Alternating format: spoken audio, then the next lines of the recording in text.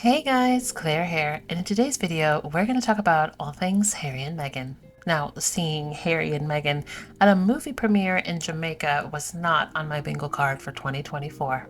Harry and Meghan looked chic, minimalist, relaxed, tanned, the perfect embodiment of Cali living.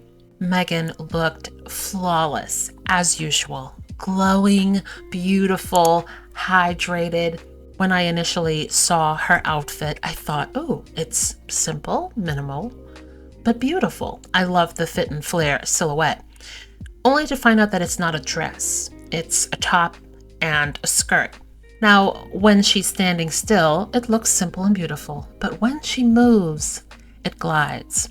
The fashion girlies have already identified most of her outfit, and they've also declared their appreciation for the fit.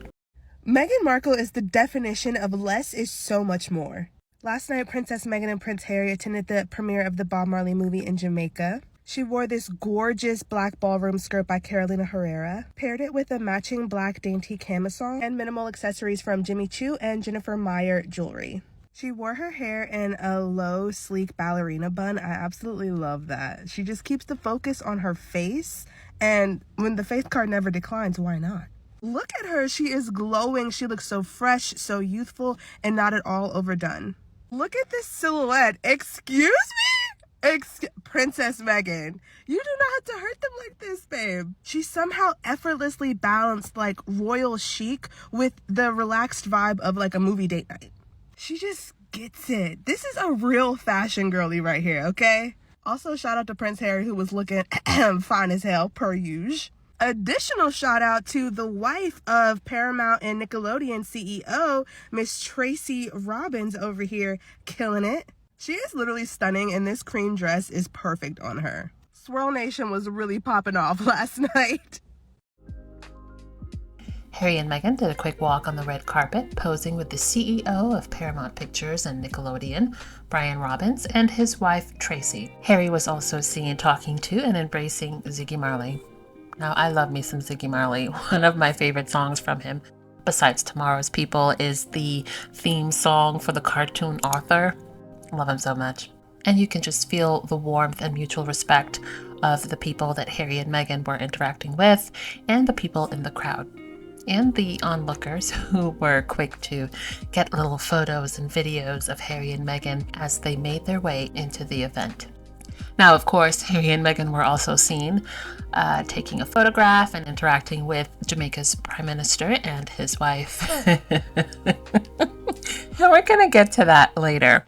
I love seeing Meghan out in the wild. I swear to God, it's like seeing a unicorn. I get so happy when I see her out in the world, and she is looking so good. I'm going to play some videos for you in a second so you can see her dress. But she and Harry are in Jamaica at the Bob Marley One Love premiere. And what I love so much about this is how, like, they just pop up kind of out of nowhere, which is such a departure from how things used to be when they were in the royal family, where everything was briefed and everything was, like, layered and 1,000, layers of security and stories and narrative and all of this stuff. Like, none of that anymore. Now they just pop up wherever they want to be, doing whatever it is that they want to do. I believe this is the Prime Minister of Jamaica. Correct me if I'm wrong, but I believe this is the Prime Minister of Jamaica. So they're there. They look so good and so relaxed. I just love this era of Harry and Meghan so much because, like, if you were to believe the British tabloids and their, like, accomplices here in the American media, these two are living the worst lives and everybody hates them, and, they're on the brink of divorce and they're begging to come back to the royal family. But then, like, when you see them out in the world, like, nothing about all of the narratives that have been built by, like, the disgusting British media, like, none of that bears fruit at all. Because, like, when you see them out in the world, they are elegant, they are relaxed, they are having so much fun, and people just gravitate to them, and they just look like they invented love. Like, and it's so, like, not contrived, you know what I mean? It's like they're always like that. But also, like, as somebody who, like, loves Meghan and just, like, finds, like, her life and everything about her to be so aspirational, that, like, I just, like, I love seeing these two, and I love watching them just, like, prove all of, like, the Salt Islanders wrong, all the Brexit Islanders wrong, who are, like, obsessed with trying to like tear her down, and then she just pops up glowing, slaying, in an amazing dress with her loving husband, like in Jamaica. Like, it's just, I just love to see a woman of color shine, especially in the face of so much like disgusting like media around her children, around her life, around her marriage. Like, it's so good to just see her just pop up looking like this and just literally paying the haters dust. I love it. But after the initial shock and us just taking in how refreshed and happy they look, I see a lot of people on different social media platforms, Instagram, TikTok, Twitter, sort of chuckling and saying, oh, we can't wait for the meltdown of the British tabloids and Harry and Meghan's strongest critics on social media. It is going to be epic. And people went so far as to theorize different headlines from the UK tabloids. And it is interesting, sad, and a bit comical just how close some of the theorized headlines were to the actual headlines that preceded the hours after. On Tuesday evening, Prince Harry and Meghan, Duchess of Sussex, attended a film premiere in Jamaica. They walked the red carpet for the premiere of the Bob Marley biopic, One Love. They posed for photographs on the red carpet with a number of prominent figures, including the CEO of Paramount Pictures, as well as his wife, fashion designer Tracy James. They also took photographs with Jamaican Prime Minister Andrew Holness, who, if you didn't know, is quite anti-monarchy. Anti-monarchy in that he doesn't think that Jamaica should be ruled by the King of the United Kingdom in the 21st century. You might remember from Will and Kate's charm-offensive Caribbean tour back in 2022 that Andrew Holness is the person who told them to their faces that Jamaica was ready to move on from its colonial history with Great Britain. This is also the event where Kate inexplicably wore the colors of his opposition party to this meeting. I still don't understand this. That tour, oh my god, what a fever dream. But obviously the British tabloids are seizing on this as yet another stick to beat Harry and Meghan with. Despite the fact that Jamaican independence was not a topic of conversation at this film premiere, one of the Daily Mail's headlines, God, I can't even take this seriously, it is an entire paragraph. Meghan and Harry pose next to anti-royal Jamaican Prime Minister who wants to ditch the monarchy and warned Wills and Kate they'll never be king and queen of his nation as Charles undergoes prostate surgery and the Princess of Wales recovers in hospital. The second half of that headline, of course, refers to the fact that King Charles is undergoing an operation this week for an enlarged prostate, and Kate Middleton continues to recover from an undisclosed abdominal surgery from last week. British tabloids want you to view Harry and Meghan as being insensitive by undertaking this event. Despite the fact that Meghan actually skipped an event last week closer to when the news about Charles and Kate's health scares came out, it is apparently seen as in bad form to do the thing they said they were going to do, live their lives independent of the British royal family. Sarah Vine is even using this as another opportunity to call for their titles to be removed. I do have a whole Substack article on why that is not going to happen. If you would like to go read it, it's at the link on my page. I'm really struggling these days to decide how much airtime to give the British tabloid press, because this line of reasoning is so ridiculous, and here's why. Not only have other members of the royal family kind of carried on as usual in the wake of King Charles and Kate Middleton's health scares, Prince Edward, Charles' brother, is literally on a foreign tour right now. He is halfway across the world. He was in South Africa earlier this week. He landed on St. Helena yesterday. Is he being called insensitive? No. Did he speak publicly about Charles' health condition? Also no. Even Sarah Ferguson, royal in-law, announced her own health scare this week. She announced that she has been diagnosed with malignant melanoma just days after King Charles' enlarged prostate was making headlines. Is she being called an attention seeker or insensitive?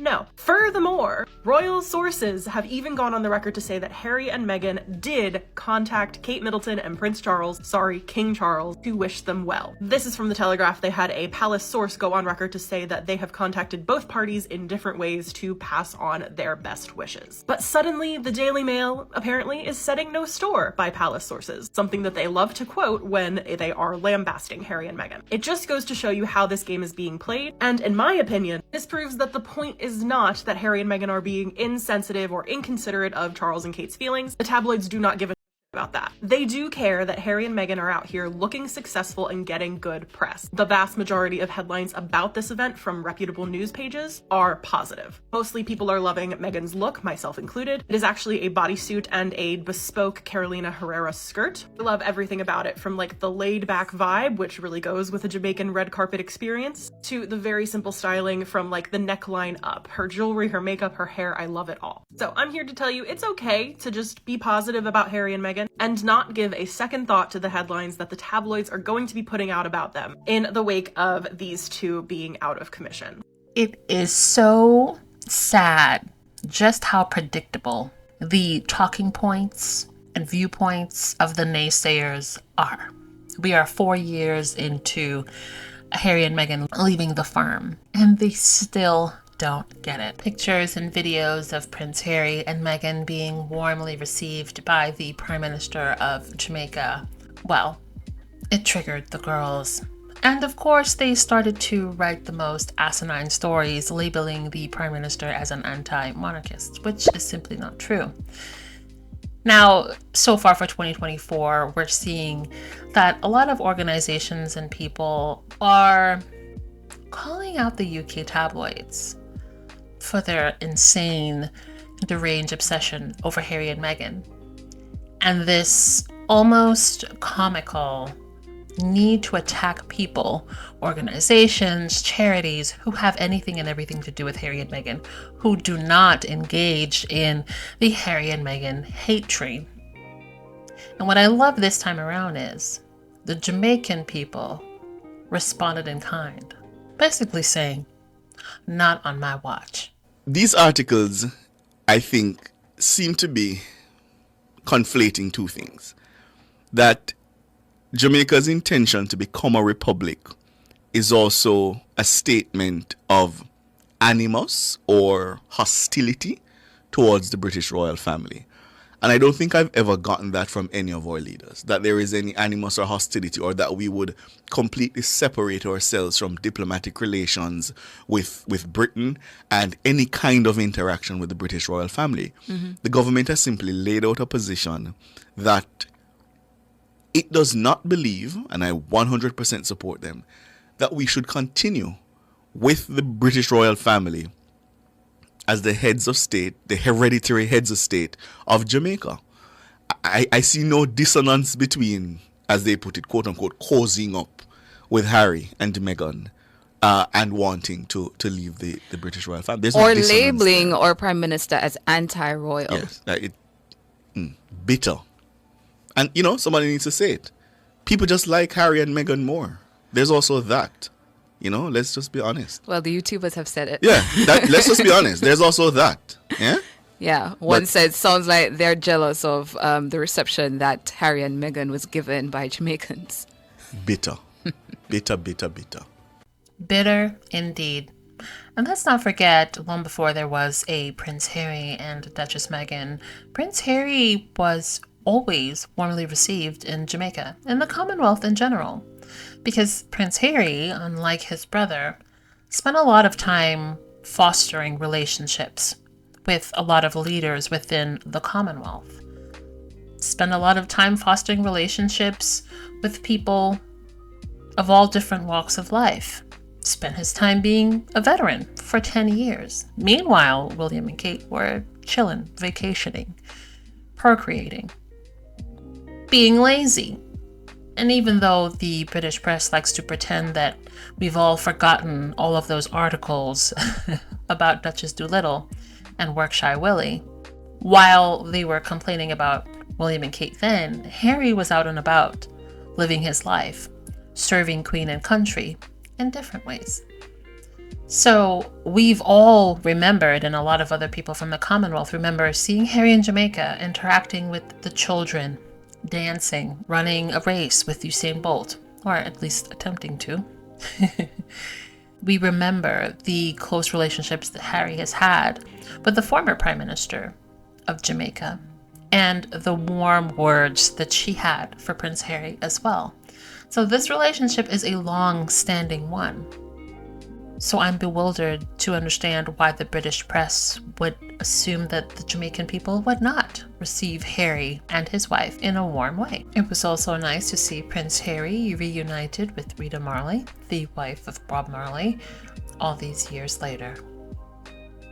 Now, there are some who have also pointed out the differences in how Kate and Meghan have interacted with the MP Olivia Grange, who is the Minister of Culture in Jamaica. And you know you've lost the fight when a guest on GB News refuses to play the game. Meghan attended the One Love premiere to celebrate the life and music of Bob Marley.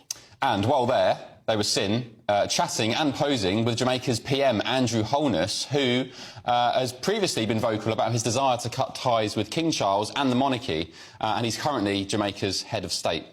Yes, well, joining us for more on this is the talent and PR manager, Jonathan Shallitt. Thank you very much indeed for joining us on the show. Now, you're a talent and PR man, so you'll be used to some of your clients perhaps making silly decisions. Is this one, in your view, when it comes to Meghan and Harry? I like the way you set up the question by saying silly decision, which is kind of indicating your viewpoint already. I'm not sure it's a silly decision. This is a movie about one of the greatest reggae star ever, and Meghan has black descent, and so she's been invited to the premiere and gone. I don't think one can criticise someone with black heritage going to a movie about a great reggae star. But the headlines that have come out of it, though, accusations that they appear insensitive, members of the royal family unwell, in hospital, going through surgery and the like, and they're with a famous anti-monarchist. Is there nothing there that you think might be problematic? I think they're two separate issues. First of all, travelling when a member of their family is not well. Well, they already live in Los Angeles, so they're hardly, if anything, they're going closer to their family than further away if they go to Jamaica. I'm not sure.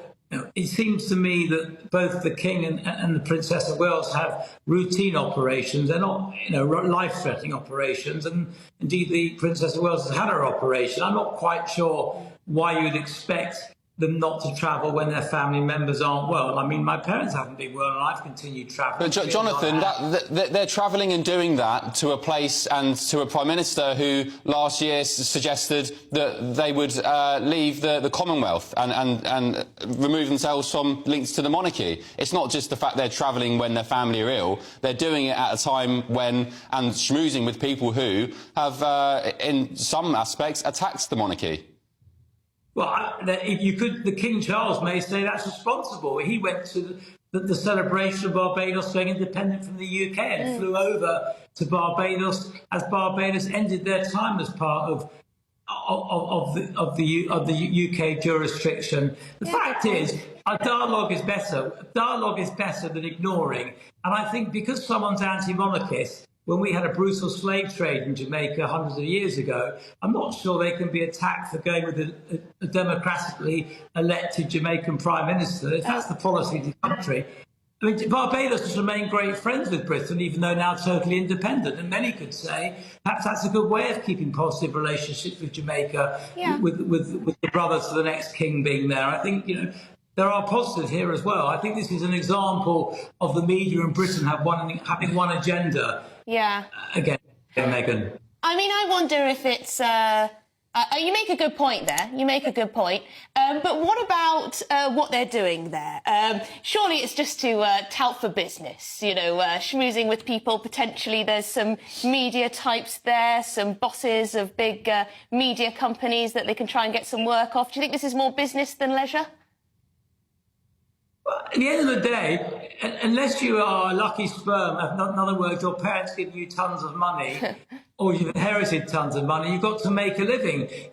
Previously, we criticised Harry for living off the royal family while still a member of the royal family. He's made the decision to leave the royal family, therefore he's got to earn a living. I don't quite see why he'd be criticised for making a living, because if he didn't make a living, we'd criticise him for taking money off his father. Jonathan, I take your point, but I think it's more because they've made a lot of money off the back of criticising the royal family, have they not?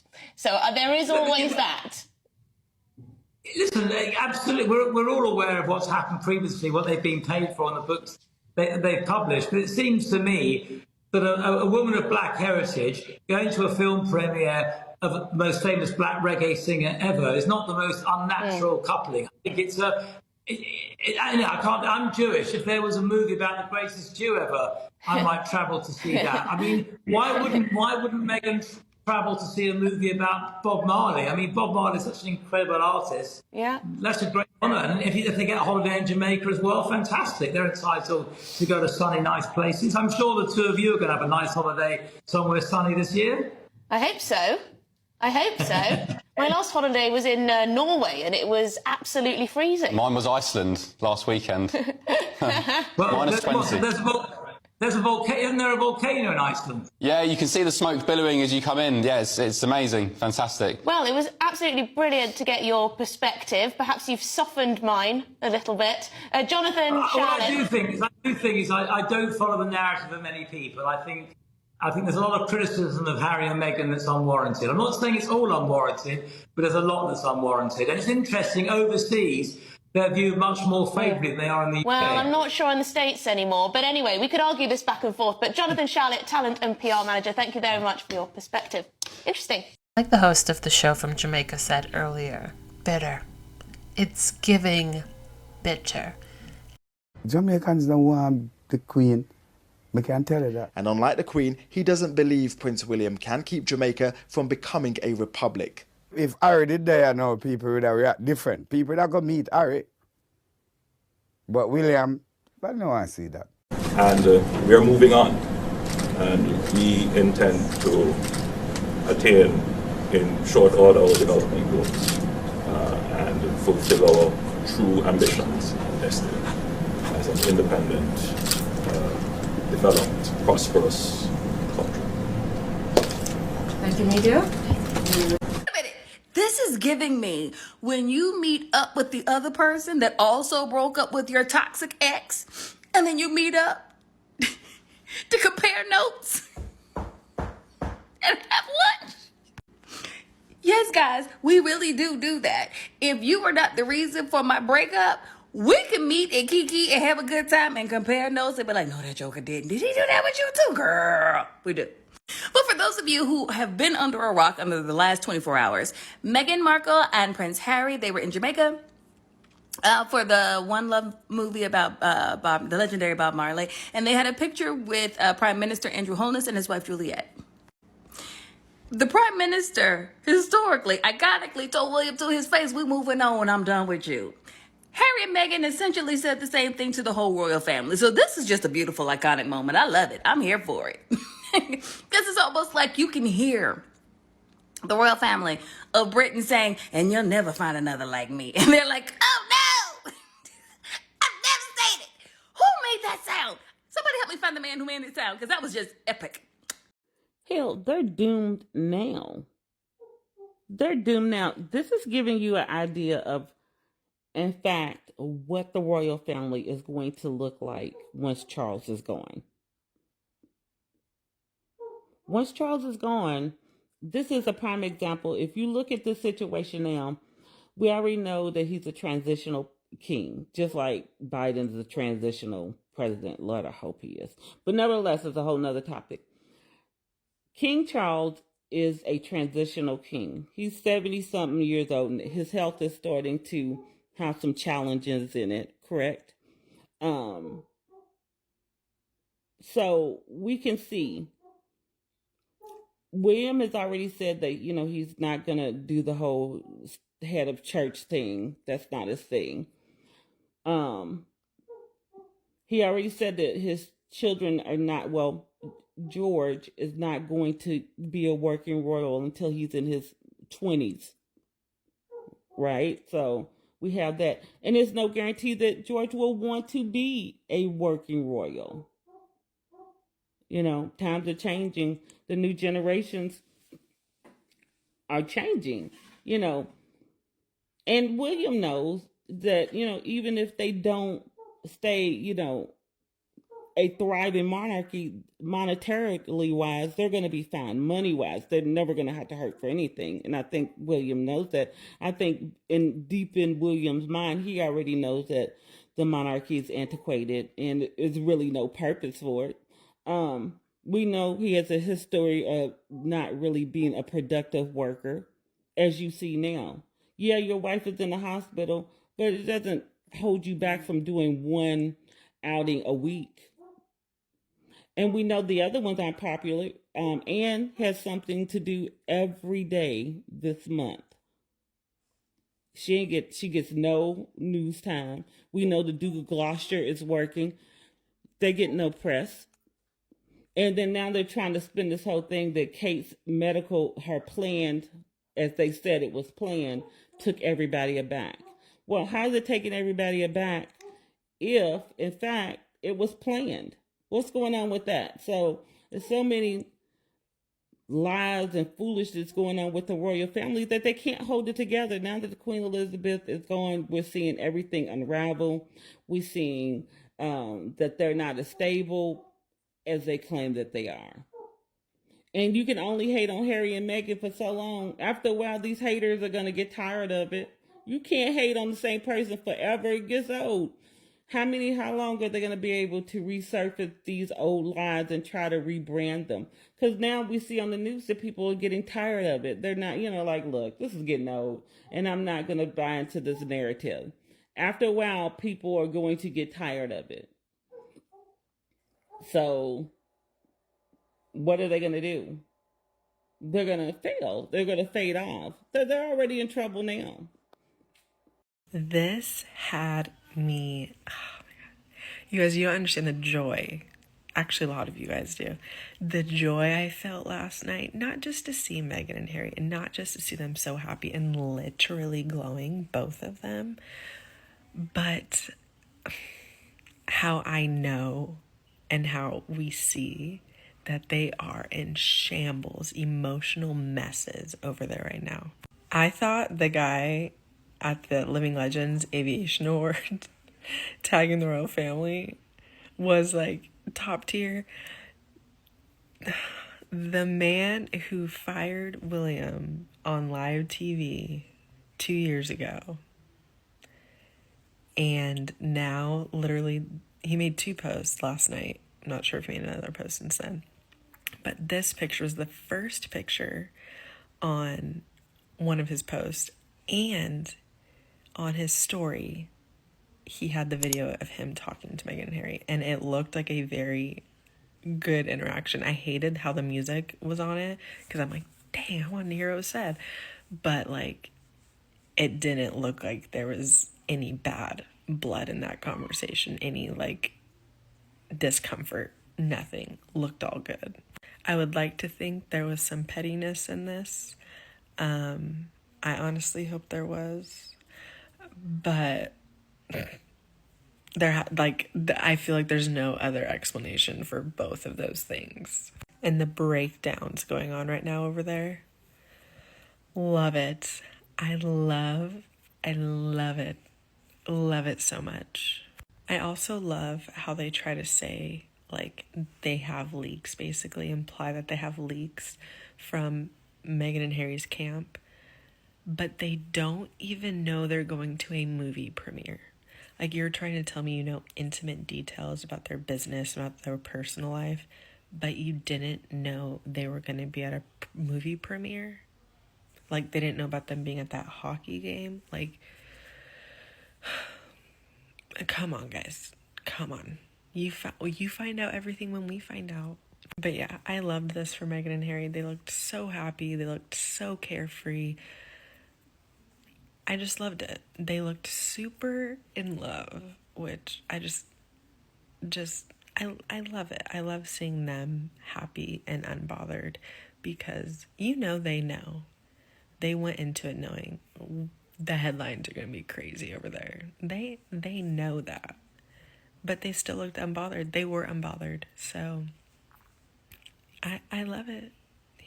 Harry said, y'all want me to get on a plane? Okay. I was already planning on it. I went to Jamaica, where you guys just got fired. So, loved it. So this happened last night. Basically, though, Meghan and Harry were attending a red carpet premiere of a Bob Marley film, One Love. Even the Mirror called it a rare red carpet appearance, okay? Remember that word, rare. The Express was actually even positive and said Prince Harry and Meghan Markle caught in loved-up display. Oh! And I'm sorry, say what you like, but stunning. You too, Harry. Anyways, I caught up on this in the night because I couldn't sleep very well, and a couple of deranged videos came up, and this is what they're whinging about with regards to Meghan. Note, nothing against Harry, just Meghan. Firstly, they're complaining about her attention-seeking. She only does anything to be in the attention. Botox. This is all just Botox, okay? So we're not appreciating that Meghan just is quite stunning. Apparently she's had Botox because no woman can look that beautiful as Meghan. If she has had Botox, get over it. This person goes on about it all the time. The tailoring of her dress. They've got such an issue. They're looking for everything that's wrong. Personally, I think it looks perfect. And get my comments and say I'm fangirling. She looks great. Oh, she's too happy. Far too happy. Always, because she loves the camera. So she's only happy when there's a camera there. Then, of course, the standard. Why are they there? How dare they go somewhere? And why didn't they tell us? Then apparently they've been in the news because they're having marriage difficulties. I've not seen any of those, but I have seen plenty of William and Kate's marriage difficulty articles. Apparently they're just here because their marriage is on the rocks and they need to kind of put a show of a PDA on. Embarrassing. And lastly, and how desperate and how weird, where are the kids? How dare they go anywhere without their kids? Why can't we see their kids? But finally, look at their faces, derangers.